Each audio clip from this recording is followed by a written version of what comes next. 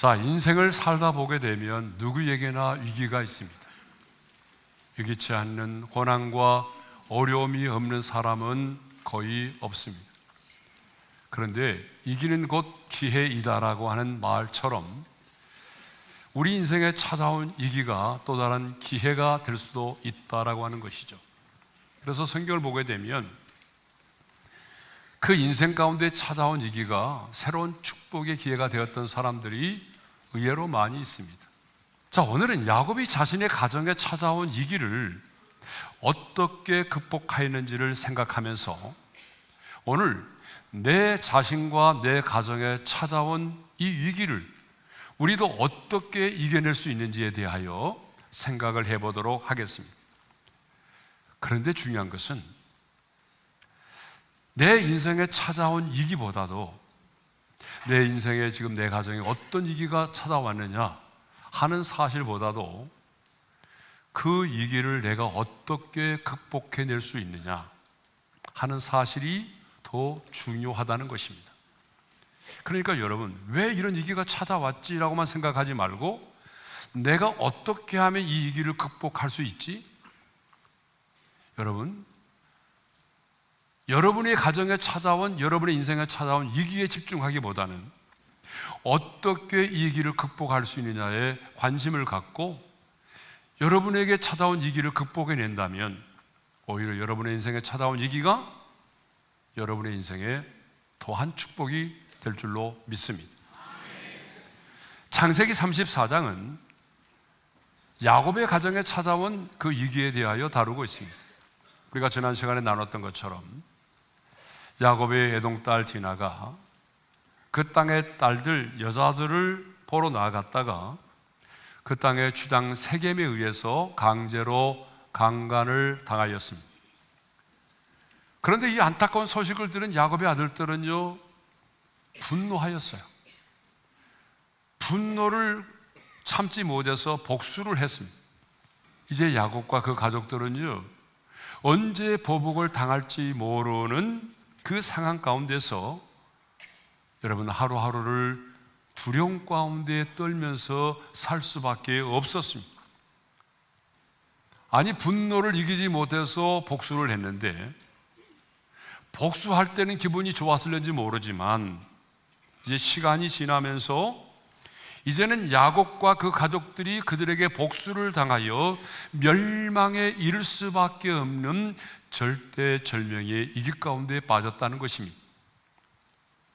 이렇게 야곱과 그 가족들이 위기를, 최대 위기를 만나서 두려움 가운데 떨고 있을 때, 그런데 하나님이 야곱에게 다시 나타나서 말씀하셨습니다.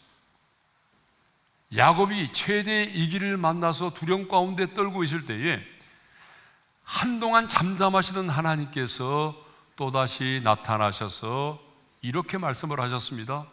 우리 1절의 말씀을 읽겠어요, 다 같이요. 하나님이 야곱에게 이르시되 일어나 베델로 올라가서 거기 거주하며.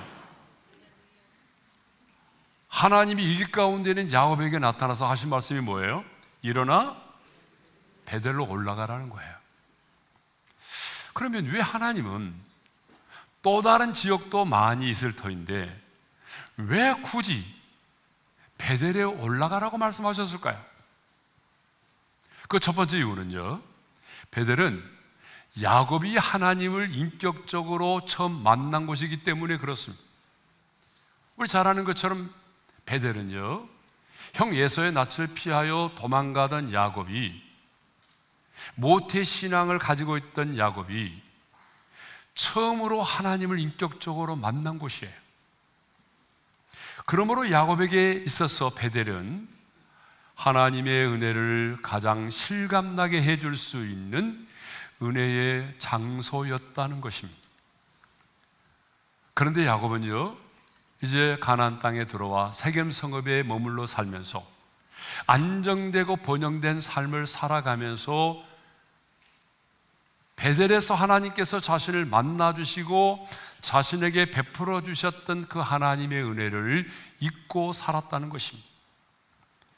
그런데 하나님은 야곱에게 찾아오셔서 일어나 베델로 올라가라고 말씀을 하셨어요. 이것을 보게 되면 하나님은 야곱으로 하여금 하나님 자신이 그에게 베풀어 주셨던 그 놀라운 은혜를 잊지 않고 다시 기억하기를 원하셨던 것입니다.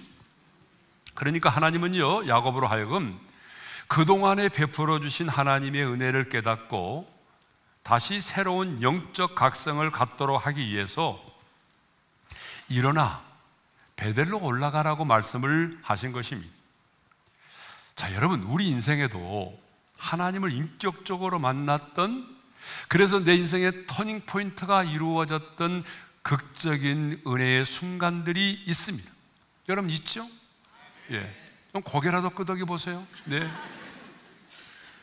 우리 인생에도 하나님의 은혜를 실감나게 해주는 그런 은혜의 사건들이 있다는 거예요. 지난번 스위스 로단에서 난민 선교사님들을 섬겼는데 그때 한 선교사님이 이런 간증을 했어요.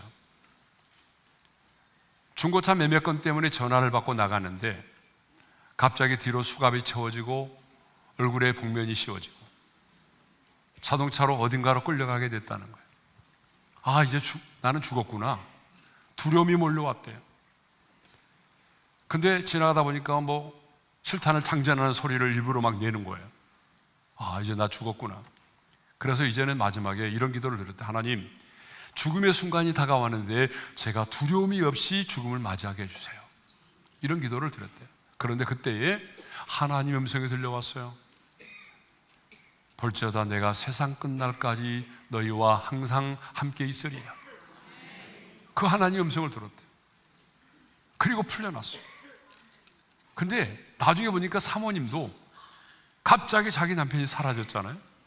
그래서 놀래가지고 중보 기도를 하고 있는데 그때 동일하게 그 사모님도 볼지어다 내가 세상 끝날까지 너희와 항상 함께 있으리라고 하는 그 음성을 들었다는 것입니다. 그러니까 선교사님 부부에게는 볼지어다 세상 끝날까지 내가 너희와 항상 함께 있으리라고 하는 이 말씀을 듣는 그 순간이 극적인 은혜의 순간이었던 것입니다. 아마 평생을 잊을 수 없을 거예요. 여러분, 우리 인생에도 그런 게 있잖아요. 내가 너를 사랑한다. 두려워하지 말라. 내가 너와 함께 함이라. 이런 하나님의 음성을 들었던 은혜의 순간들이 우리에게도 있어요, 없어요? 있는 사람은 말하지만 없는 사람은 지금 말을 못하는 거예요.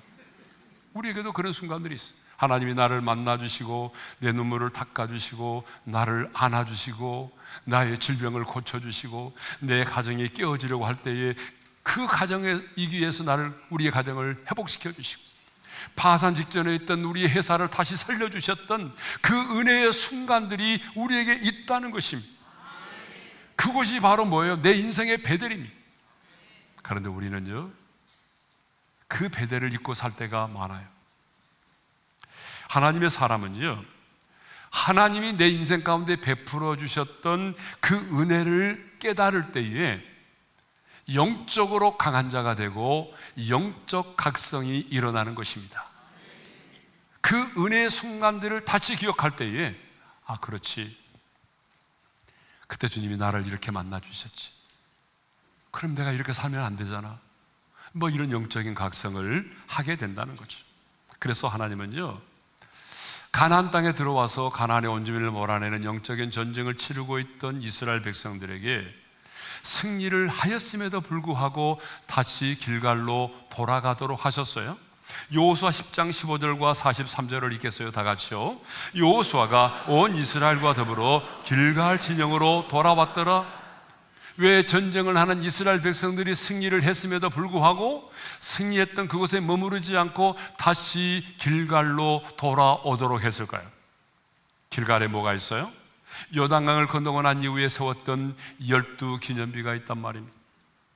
그들은 그 12기념비를 바라보면서 무슨 생각을 했을까요? 이 요단강을 건너게 하신 하나님, 요단의 강물을 마르게 하신 전능하신 하나님이 우리와 함께 하신, 그 하나님이 내일 또 우리와 함께 하신다면 우리는 누구를 만나든지 간에 반드시 승리할 것이다. 여러분, 12기념비를 바라보면서 그들은 전능하신 하나님을 묵상했고 그래서 하나님의 말씀으로 그들은 재충전되고 무장이 되어 다시 전쟁터로 나갈 수가 있었던 것입니다. 이렇게 하나님이 우리에게 베풀어 주셨던 영적인 은혜의 순간들을 기억하는 것 너무 중요합니다. 그래서 하나님은 야곱에게 일어나 다시 베델로 올라가라고 말씀을 하셨습니다. 하나님께서 그를 만나 주시고 측량할 수 없는 은혜를 베풀어 주셨던 그 현장과 그 순간들을 다시 기억하면서 새로운 영적 각성의 기회로 삼으라고 하는 것이죠. 두 번째로, 왜 하나님은 많고 많은 지역이 있는데 꼭 베델로 올라가라고 하셨을까요? 그것은요, 베델은 야곱이 하나님께 서원을 드렸던 곳이기 때문입니다. 야곱은 30년 전 그 베델에서 하나님을 만났는데 그때 하나님에게 이렇게 말하죠. 하나님, 저의 가는 길에서 나를 지켜주시고 나에게 입을 옷과 먹을 양식을 주시고 나로 평안하게 고향으로 돌아오게 해주신다면 제가 이렇게 하겠습니다 하면서 세 가지 소원을 드렸어요. 근데 그 세 가지 소원 중에 두 번째 소원이 뭐냐 그러면 이거예요. 이 돌이 하나님의 집이 될 것이며.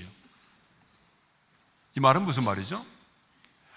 하나님이 임재하셨던 이곳, 하나님이 나를 만나 주셨던 이곳, 내가 이곳으로 돌아와서 이곳에서 하나님을 예배하며 하나님을 섬기며 살겠습니다. 그런 소원을 했단 말입니다. 그런데 야곱은요, 그 소원을 지키지 않았어요. 막상 고향에 돌아와서 번영되고 안정된 곳에서 삶을 살다 보니까 하나님께 했던 소원을 잊어버렸어요.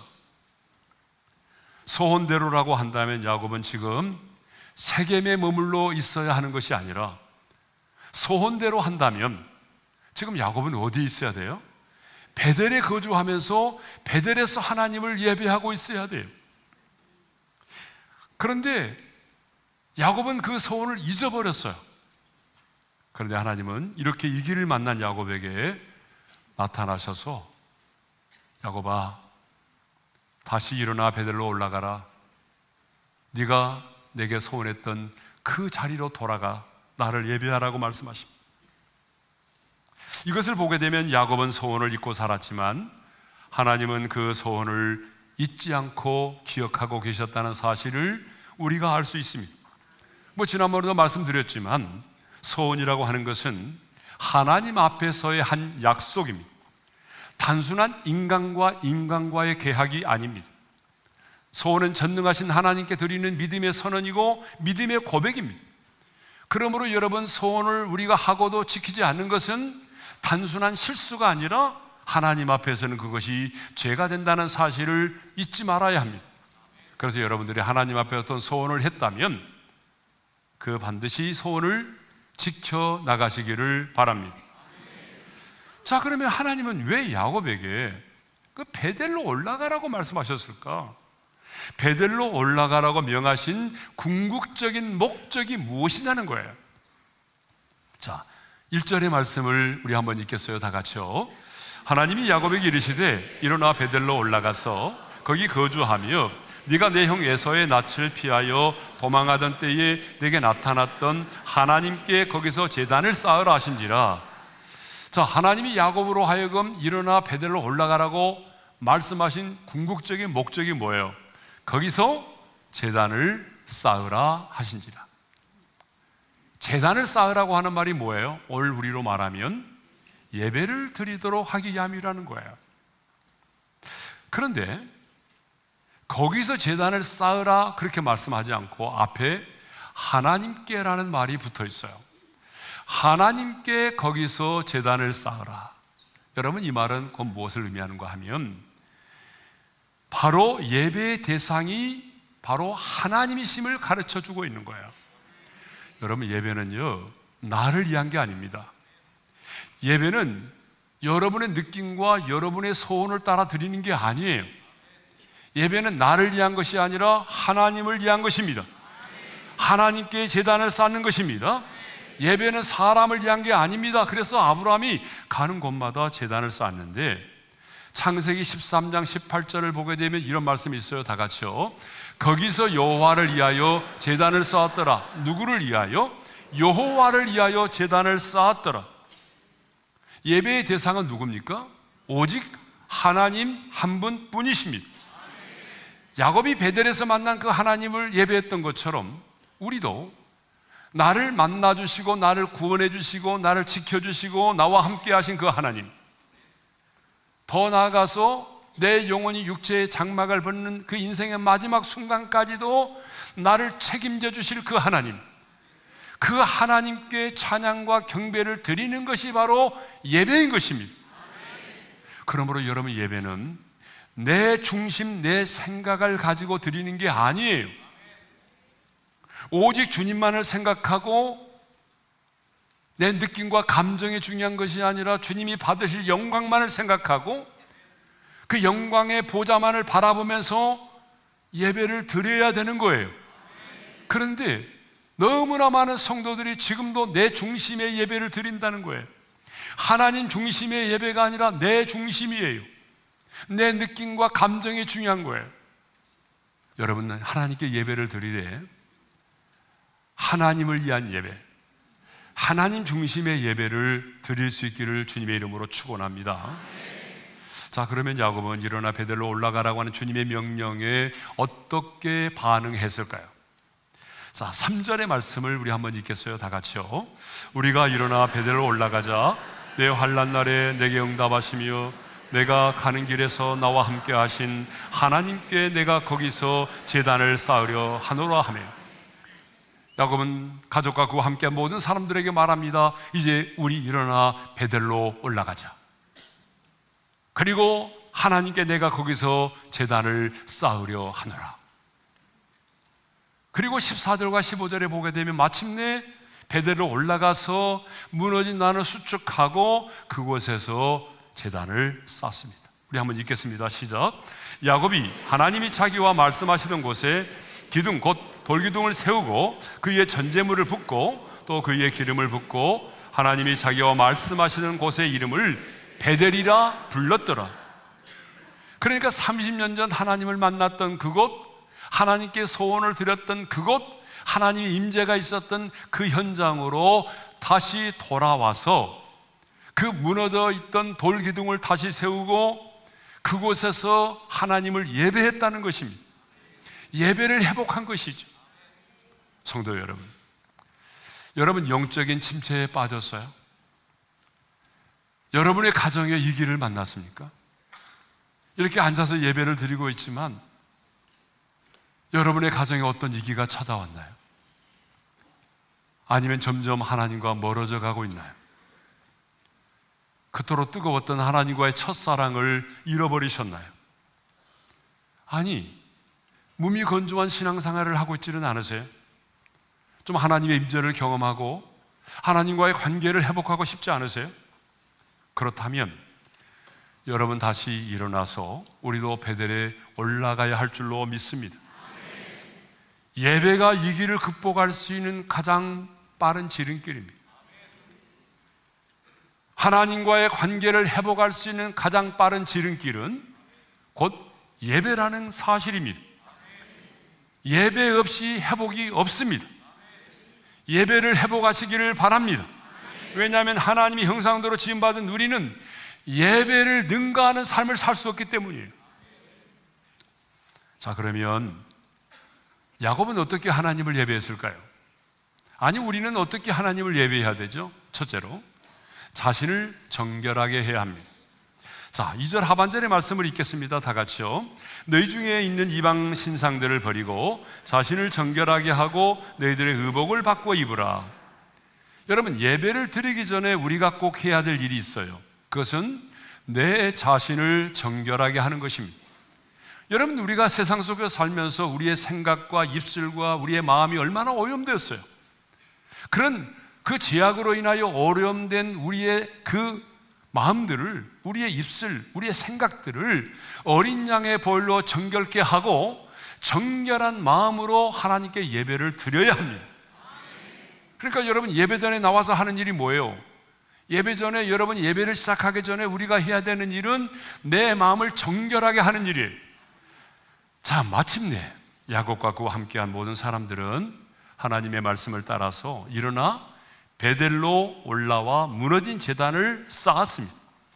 자, 6절과 7절의 말씀인데요, 우리 함께 읽겠습니다. 다 같이요. 야곱과 그와 함께한 모든 사람이 가나안 땅 루스 곧 베델에 이르고 그가 거기서 제단을 쌓고 그곳을 엘베델이라 불렀으니, 여러분 30년 만에 야곱은요 베델에 올라왔어요. 올라와 보니까 그 돌단들이 다 흩어져 있었을 거 아니에요. 그 무너진 돌단을 다시 세웠어요. 그리고 소원을 드렸던 그 현장에서 하나님께 예배를 드렸습니다. 그런데 우리가 다음 시간에 생각해 보겠지만, 야곱이 이렇게 베델에서 제단을 쌓을 때에 하나님께서 야곱에게 나타나 복을 주셨다는 사실입니다. 자, 9절의 말씀을 읽겠어요. 다 같이요. 야곱이 밧단 아람에서 돌아오매 하나님이 다시 야곱에게 나타나사 그에게 복을 주시고, 이 말은 하나님께서 이전에는 야곱에게 복을 주신 적이 없느냐? 아니에요. 우리가 그동안에 야곱을 생각했지만 이전에도 하나님은요 야곱의 인생 가운데 개입하시고 풍성한 은혜를, 많은 복들을 주셨어요. 그런데 이렇게 야곱이 하나님의 말씀을 따라서 소원했던 그 베델에 올라와서 그 소원했던 그 자리에서 하나님께 제단을 쌓고 예배를 드리고 난 이후에 하나님이 복을 주셨는데, 그 복은요 그동안에 야곱이 이전에 받았던 복과는 비교될 수 없는 복이었다는 사실입니다. 그 복에 대해서는 이제 우리가 다음 시간에 생각해 보겠어요. 성도 여러분, 성경을 보게 되면 하나님은요 언제나 예배를 통하여 그 무너진 것들을 회복시키시고 그 깨어진 관계들을 회복시키십니다.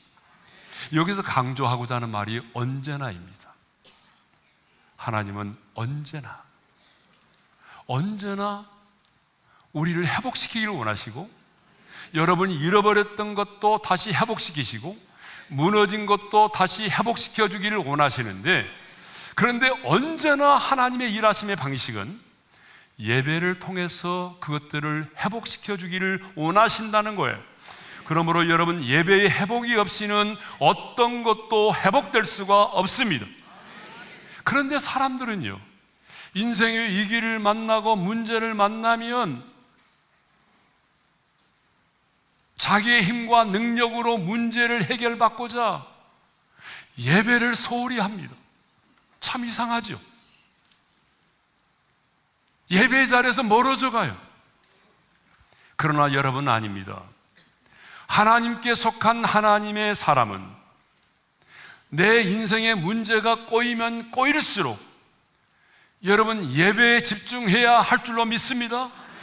하나님의 사람은 인생의 밤을 만나고 풍랑을 만나고 인생의 위기를 만났을 때에 예배를 소홀히 하는 것이 아니라 여러분 예배에 목숨을 걸어야 하는 것입니다.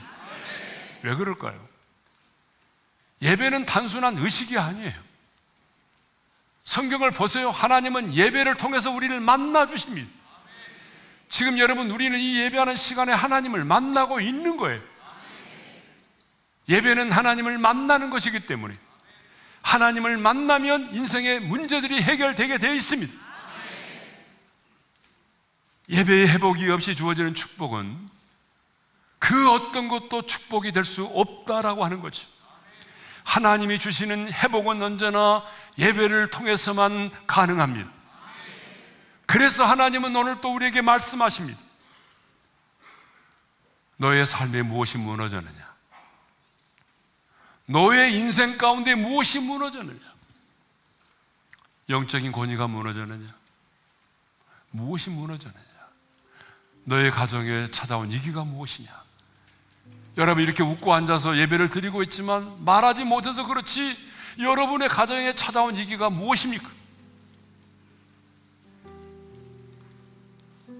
그렇다면 여러분, 무너진 제단을 다시 쌓을 수 있기를 바랍니다. 여러분의 가정이 베델이 되게 하시기를 바랍니다. 무너진 예배를 회복하여 다시 하나님의 임재가 있는 베델이 되게 하는 것입니다. 베델이 무슨 뜻입니까? 하나님의 집이라는 것입니다. 저는 여러분의 가정이 베델이 되기를 원합니다. 베델 아무리 외쳐도 베델이 되는 게 아니에요. 여러분의 가정에 무너진 그 예배의 제단이 다시 쌓아지지 않는다면, 가정에서의 예배가 회복되지 않는다면 여러분의 가정은 베델이 될 수가 없습니다. 하나님과의 첫사랑을 잃어버리셨어요. 깊은 영적인 침체에 빠져 있습니까? 여러분과 여러분의 가정에 위기가 찾아왔습니까? 신앙생활이 몸이 건조하세요? 다시 하나님의 임재를 경험하고 싶지 않으세요? 여러분의 가정과 심령에 성령의 불이 활활 타오르는 그런 영적인 부흥을 맞이하기를 원하십니까? 그렇다면 예배를 회복하시기를 바랍니다. 다시 말씀드립니다. 예배의 회복이 없이 주어지는 축복은 그 어떤 것도 축복이 아닙니다. 그래서 주님은 오늘 또 우리에게 말씀하십니다. 다시 일어나 베델로 올라가라.